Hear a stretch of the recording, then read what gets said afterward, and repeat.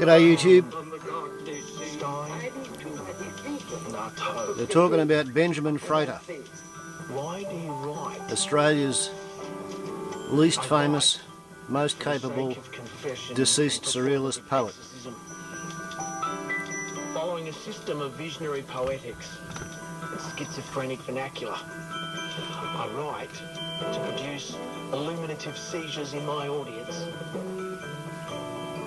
Goals as a writer: to be recognised and respected for the work I do, to provide a unique perception and survive.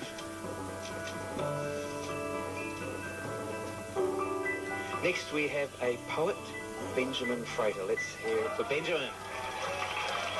Poetry was his way of understanding the world and framing the world. It was all framed through the poetry he was writing, poetry that he was reading. And it begins like this. The dreamer who butchered his arm to challenge his reality now butchers his reality to challenge his arm. Wherever we'd go, if they asked occupation, he'd always put poet, and he wrote it in capitals. My forearm is a wounded shark, a crippled highway, an imaginary tool, a nocturnal ballad of hieroglyphs, a battered birdwing, a supplicator, a bleeding ghost, the end of a lion's tyranny, an ancient crocodile skull, the nightmare and war of spring, a Catholic yak's exorcism. Yeah, I always maintained that he wrote like an old man when he was young, and I was kind of looking forward to it inverting, you know. He couldn't have known how insightful he was being, you know. That's the stuff I liked about his writing. It was in tune with something, yeah, like otherworldly. My forearm is our golden fingerless child, a piece of apocalyptic debris, has closed eyelids, is an anti-American warcraft, the memory of wild horses, its own executioner. My forearm is hell's kiss of smothered lips, your lack of perception, the rage of a blind salamander, a voyeur while I sleep, a breastless woman and a toothless old man tapping his foot to the rhythmic convulsions of a dead ocean. When Ben's in Coniston Pub listening to the horses, Ben's composing lines about the horses in Coniston Pub. When he's in the bug house, he's composing lines about the bug house. When he's sitting on our couch, he's composing lines about sitting on our couch. There's no distinction. It's just that easy for him to translate reality and to see the poetry in what's around him. My forearm is the active desires of Akhenaten, the left wing of Christ, the right fist of Allah, and a Sanskrit stitch path. My forearm is the blood-black sunrise, the mind that eats your leg. My forearm is tomorrow's bitch, today's whore, and last night's insomniac. Poetry was everything to Ben. I mean, everything winds up in his poems in one way or another. He was constantly writing and constantly thinking about poetry 24/7.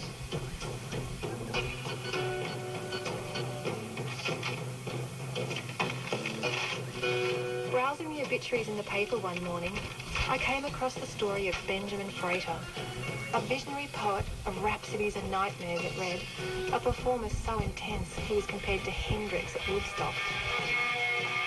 I was intrigued.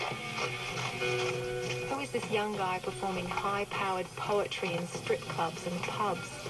This skinny redhead who loved playing the pokies and betting on horses or scrawling surreal epic poems on beer mats and tab tickets. This poet man from Campbelltown who called himself the Catholic yak.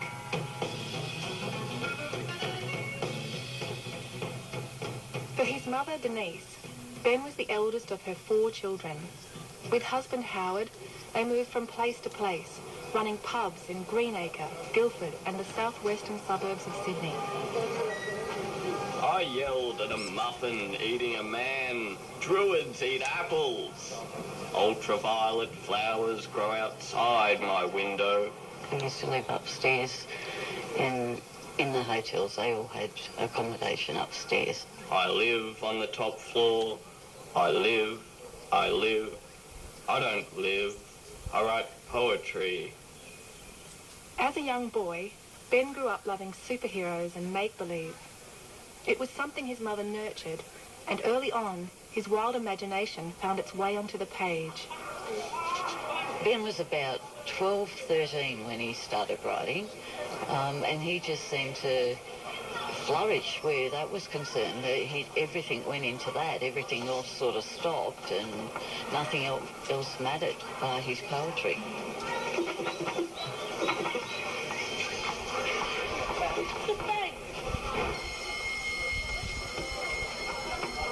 His English teacher, Miss Hedger, spent a lot of time with him, and they weren't more like friends than teacher and pupil.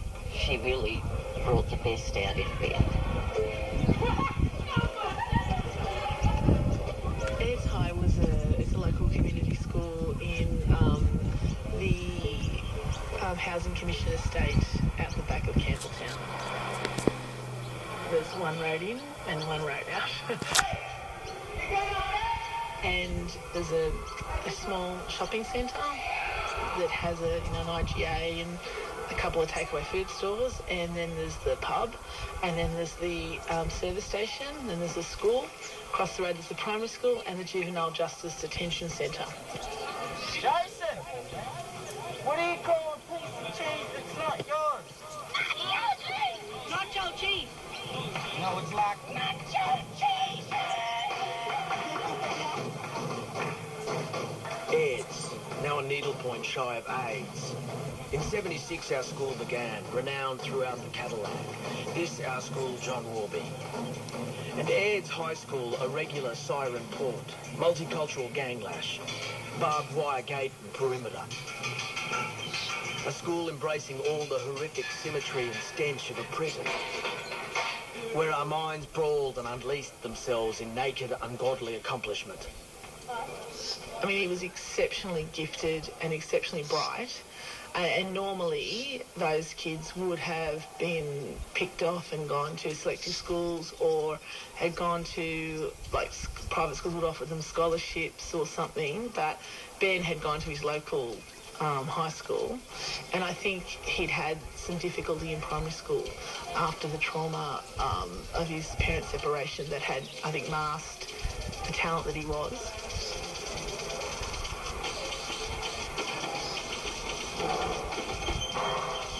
We were always arguing about poetry, and he was always trying to bring in ones that we could do.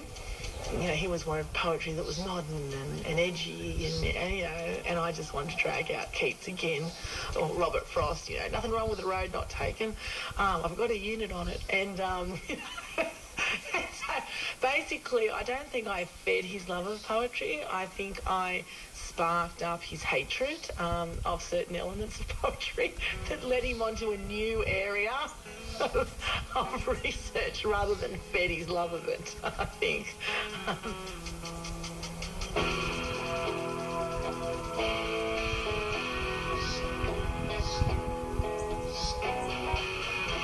Said the presidential skeleton, I won't sign the bill. Said the speaker skeleton, yes, you will. Said the representative skeleton, I object. Said the Supreme Court skeleton, what do you expect? He wasn't just content to read about it. He had to get all Ginsberg's tapes from the library and sit there and go over and over and over them, you know, to the point where I just think, God, can't wait for him to go to bed so I don't have to listen to this anymore, you know, because it'd be in the lounge room, it'd be coming out of the caravan.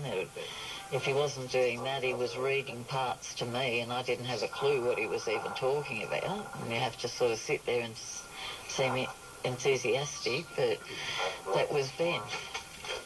When the saints shall go insane, or when the saints forget your name, will you blush in front of your Creator when the saints shall sing in shame? He probably knew more about Ginsberg than anybody else in Australia. And he used to say, Ginsberg is my father, my poetry father. He said, yeah, Howard might be my biological, but Ginsberg is my poetic father. Shall be made good. Stand up in front where the heathen stood. Will you be adding to their lordy lord? when the madman knocks your wood. Ginsberg had inspired Ben to be a poet, to truly live poetry. For Ben, life and poetry merged completely, with the suburbs of Campbelltown and the pubs where he lived becoming the setting for much of his work. As a young man, he and girlfriend Elise would move around, staying with family, on friends' couches and at his dad's hotels, but always returning to Ben's home territory. The next train to arrive on platform 2 goes to Campbelltown. First stop, Campbelltown, and then Campbelltown. Train on platform 178 to Campbelltown. Any passengers travelling? He used to call it Belltown, and I remember we'd go off the train and he'd be like, well, Bubby, we're back in the Belltown.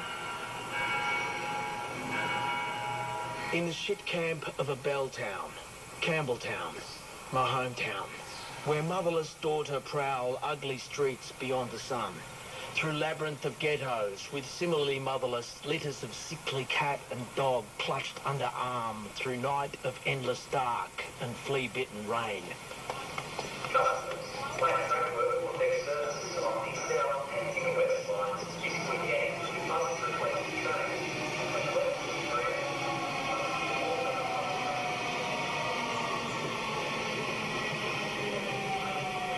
He maintained this kind of life on the periphery of Sydney in all of these places like Aids and Minto and then Greenacre and then Wollongong, and wrote poetry based there. I mean, that's where his poetry is set. It's a particular part of Australian society and culture that just isn't captured in poetry elsewhere. As an adolescent in the ghetto of Minto, we lived next door to a murder. Regular wife thrashing, a dead baby up a jumper, and the oval is always on fire. And I suppose he was kind of writing something like the sort of bush ballad, you know, for the horror of the suburbs, you know. Get in the cat line to lap up the cream of big tit, prick tease, little window, pub strip shop. Just spite the playboy bastard, will ya? Our van travels through these exotic prisons, bound for field, earlobe slash, Ravenhead, gunshot, fall down, Greenacre, Waterloo Road, sunset. Lola still owes the lord of his pants at least one final dance. Our bricklayer's girl is a genuine student of space and time, amongst other ribbons of misfortune.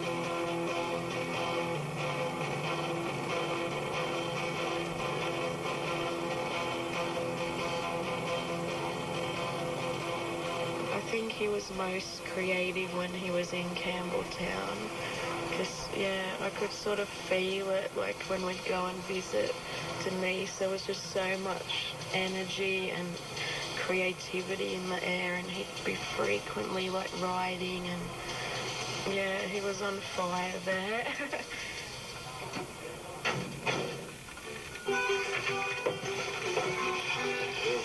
In 1945, China was won by Mao Zedong. Anti-Czech army ran away, and they're waiting there in Thailand today. We had a little caravan outside, and most of his writing would be done in that caravan. He'd just pace backwards and forwards in the caravan, and whoever turned up, they'd go out into the caravan, and like he could get up to go get a drink in the middle of the night, and Ben would be out there in the caravan, like, still wide awake and still riding away.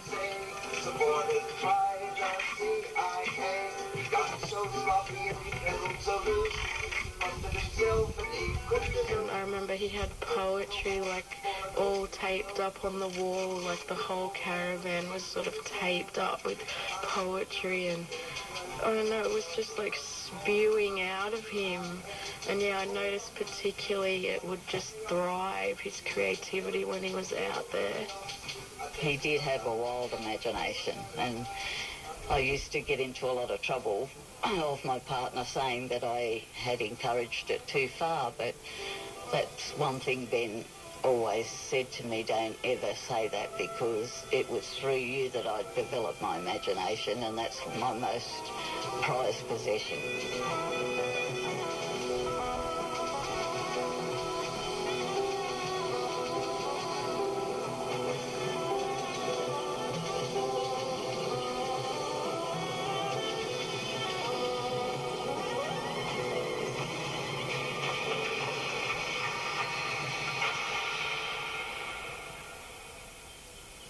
Well, it comes out of a tradition of what he called visionary poetics, which was Blake, Milton, Ginsberg, Artaud, that he firmly saw himself as a part of. If there's a world of objects and there's a world of ideas, and objects are the things that you encounter on a day-to-day basis in the physical world, and ideas are the way that you understand them and the thoughts you have about them. Ben was firmly straddling those two worlds, or trying to bring them to be exactly the same world. And so it's a world for him and for that tradition where thought and poetry are able to affect some change in the physical reality.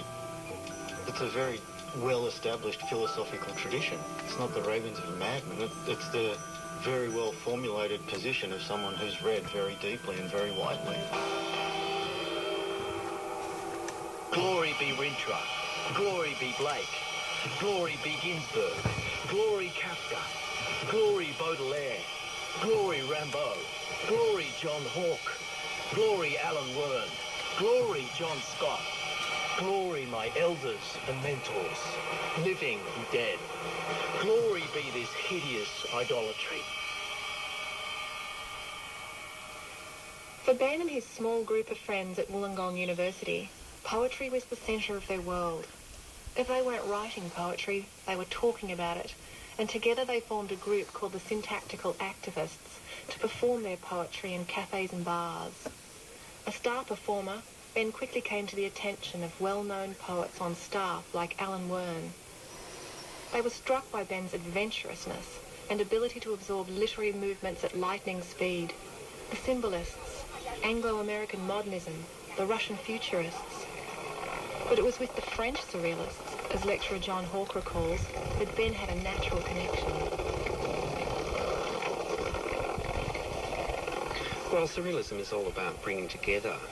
Okay, we're on the upload limit, fellas. That's what Ben learned to do. Or actually, I'm on the memory stick limit on the camera. It's all about disjunction and bringing together Gotta go. like things. Ciao. And that's the source of the Surrealist image, and that's really the source... Kangaroos studying Surrealist poetry. ...conjunction, which